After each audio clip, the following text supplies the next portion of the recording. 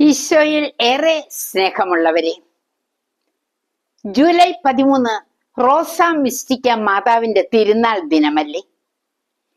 ഇറ്റലിയിലെ മോണ്ടിച്ചിയാരിയിൽ പിയറീന ഗില്ലി എന്ന ഭക്ത നേഴ്സിന് റോസ മിസ്റ്റിക്ക എന്ന നാമധേയത്തിൽ അമ്മ ദർശനമരുളി.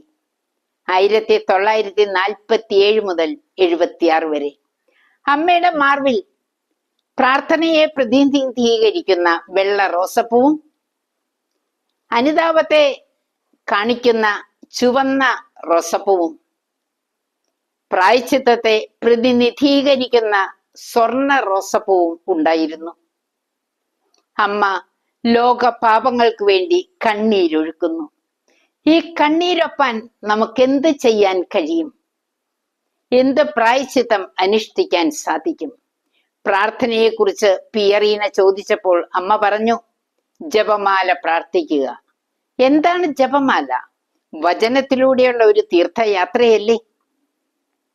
സുഭാഷിതം 23-ാം അധ്യായം 17-ാം തിരുവചനം, ദൈവഭക്തിയിൽ ഉറച്ചു നിൽക്കുക. റോമാലേഖനം 12-ാം അധ്യായം 12-ാം തിരുവചനം, ദൈവഭക്തിയിൽ പ്രാർത്ഥനയിൽ സ്ഥിരതയുള്ളവരാകുക. നമുക്ക് അമ്മ വഴി കൃപകൾ ഈശോയിൽ നിന്ന് വാങ്ങാം. ദൈവം എല്ലാവരെയും സമൃദ്ധമായി അനുഗ്രഹിക്കട്ടെ. പിതാവിന്റെയും പുത്രന്റെയും പരിശുദ്ധാത്മാവിന്റെയും നാമത്തിൽ ആമേൻ.